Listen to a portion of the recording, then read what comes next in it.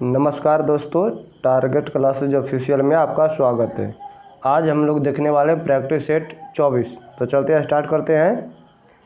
पहला क्वेश्चन है, प्रायद्वीपीय भारत की द्वितीय वृहत्तम बेसिन कौन सी है? मतलब द्वितीय सबसे बड़ी जो बेसिन कौन सी है प्रायद्वीपीय भारत की? तो इसका आंसर होगा कृष्णा बेसिन। क्या होगा? कृष्णा बेसिन। अगला प्रश्न, भारत का national atlas and thematic mapping organisation किस स्थान पर है? भारत का national atlas and thematic mapping organisation किस स्थान पर है? इसका आंसर होगा कलकत्ता। क्या होगा? कलकत्ता। अगला प्रश्न देखते हैं, मिलान करने वाला है। ब्लैक रस्ट किस में होता है? तो गेहूं में। स्टेम रोट किस में होता है? तो स्टेम रोट होता है चावल में। किस में होता है? चावल में। वाइट रस्ट किस में होता है? सरसों। किस में होता है? सरसों में होता है। और अर्ली ब्लाइट किस में होता है? आलू।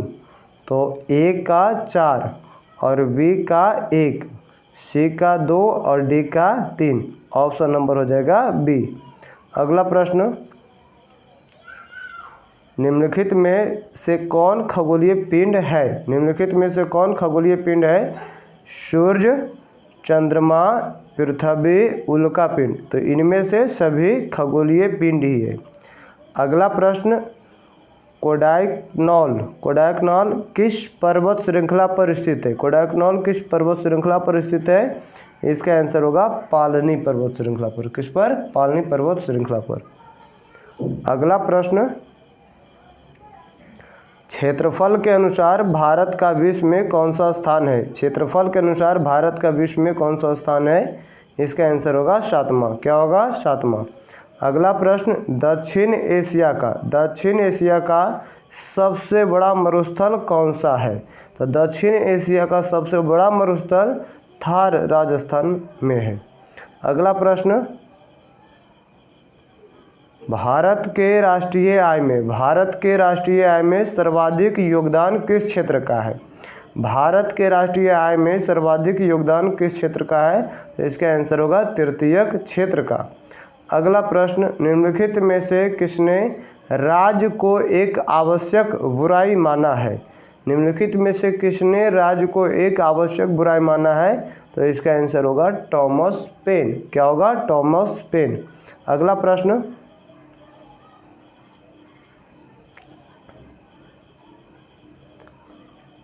ब्याज की वह दर जिस पर बैंक अपने पसंदीदा ग्राहकों को ऋण देता है क्या कहलाती है?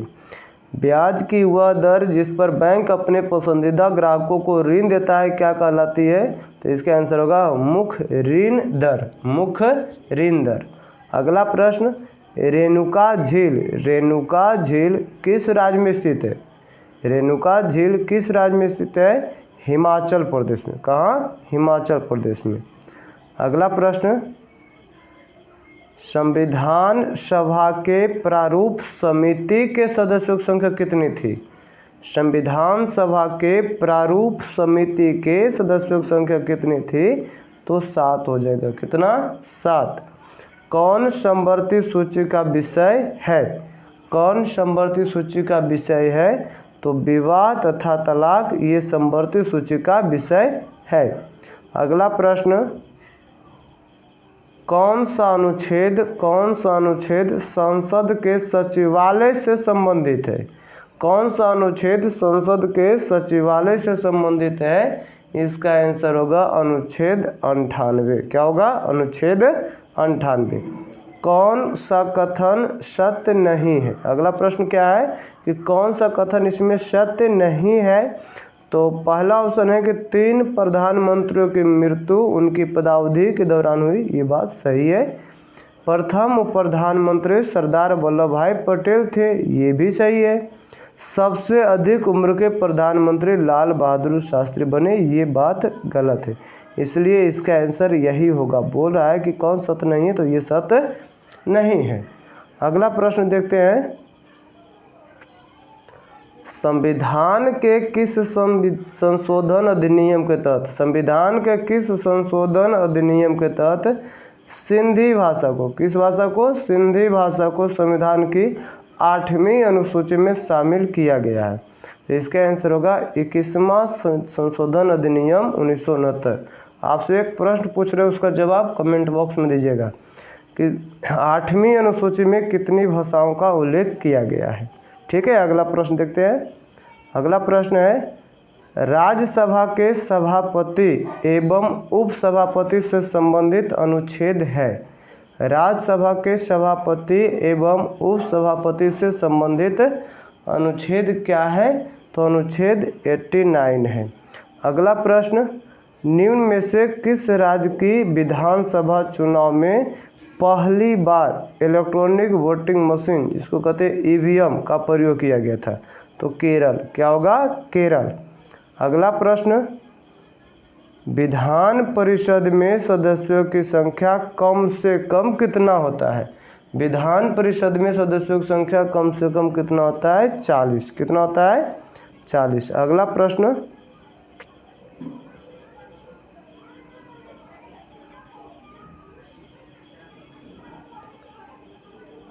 निम्नलिखित में से किस मुगल सम्राट का 2 बार अभिषेक हुआ? निम्नलिखित में से किस मुगल सम्राट का 2 बार अभिषेक हुआ? औरंगजेब। अगला प्रश्न मिलान करने वाला है, देखते हैं। अकबर। अकबर आइन ए दहसाला से संबंधित। अकबर किसे? आइन ए दहसाला। मोहम्मद बिन तुगलक। मोहम्मद बिन तुगलक प्रतीक मुद्रा। प्रतीक मुद्रा। इल्तुतमिश।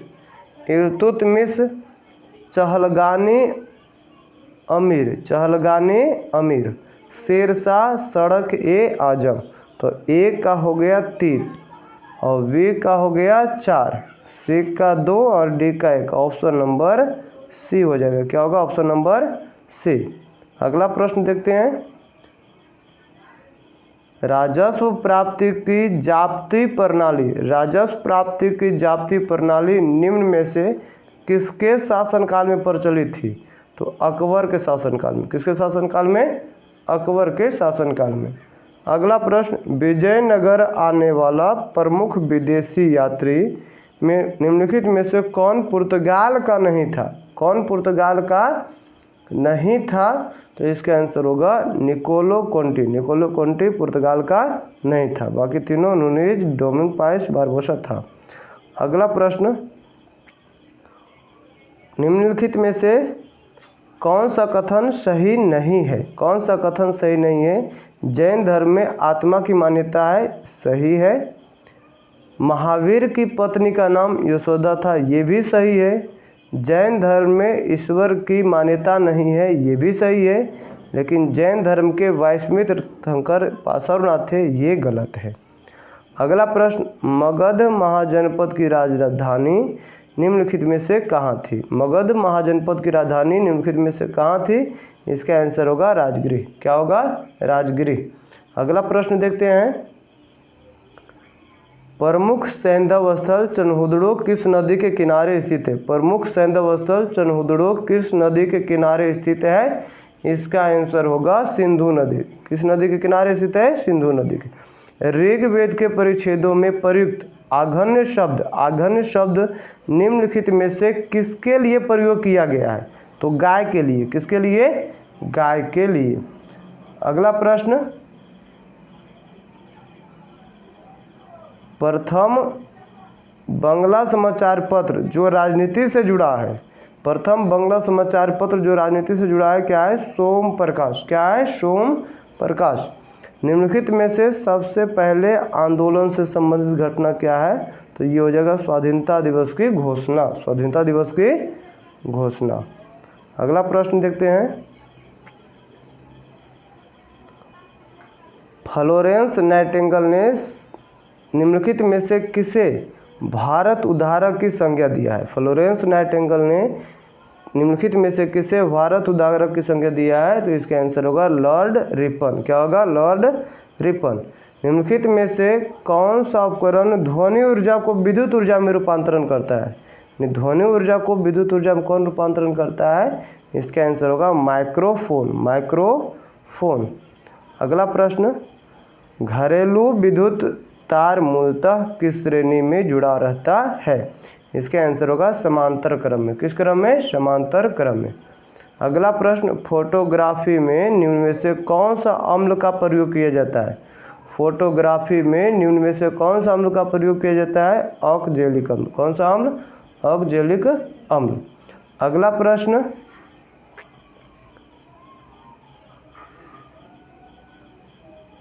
निम्न तापीय इंजनों का अनुप्रयोग निम्नलिखित में से किसमें किया जाता है? इसका आंसर होगा रॉकेट। किसमें? रॉकेट। अगला प्रश्न, क्रिस्टल की संरचना जानने के लिए, क्रिस्टल की संरचना जानने के लिए निम्न में से किसको प्रयोग में लाया जाता है? तो एक्स किरण का प्रयोग में लाया जाता है। किसका? एक्स किरण का। अगला प्रश्न, जैव विविधता में अधिकतम संकट निम्न में से किससे होता है? तो प्राकृतिक निवास एवं वनस्पतियों के निवास से होता है। किससे होता है? प्राकृतिक निवास एवं वनस्पतियों के विनाश से होता है। विद्युत घंटी, विद्युत घंटी में कौन सा सेल प्रयोग किया जाता है? तो इसमें होगा लेक-लांसे सेल, लेक-लांसे सेल। अगला प्रश्न, कौन समांग मिश्रण है? कौन समांग मिश्रण का उदाहरण नहीं है? कौन नहीं है? तो कुहासा समांग मिश्रण का उदाहरण नहीं है। अगला प्रश्न, किसी परमाणु के नाभिक की त्रिज्या लगभग कितना होता है? तो 10⁻⁻15 मीटर होता है। कितना होता है? 10⁻⁻15 मीटर होता है। अगला प्रश्न, शरीर में रक्त के थक्के का पता लगाने के लिए निम्न में से किस समस्थानिक का प्रयोग किया जाता है? शरीर में रक्त के थक्के का पता लगाने के लिए निम्न में से किस समस्थानिक का प्रयोग किया जाता है? तो सोडियम 24, सोडियम 24। अगला प्रश्न देखते हैं,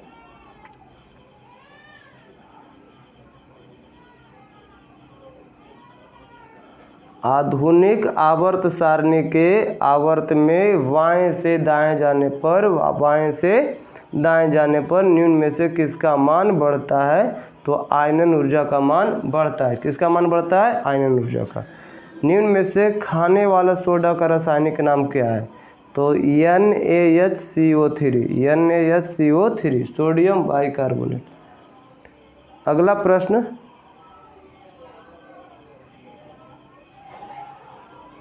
एल्केन श्रेणी का समान सूत्र होता है। एल्केन श्रेणी का समान सूत्र होता है CnH2n+2, CnH2n+2। अगला प्रश्न, क्रायोलाइट, क्रायोलाइट निम्नलिखित में से किस धातु का अयस्क है? एल्युमिनियम का। किसका है? एल्युमिनियम का। अगला प्रश्न, निम्नलिखित में से किसे कोशिका के अणुओं का यातायात प्रबंधक कहा जाता है?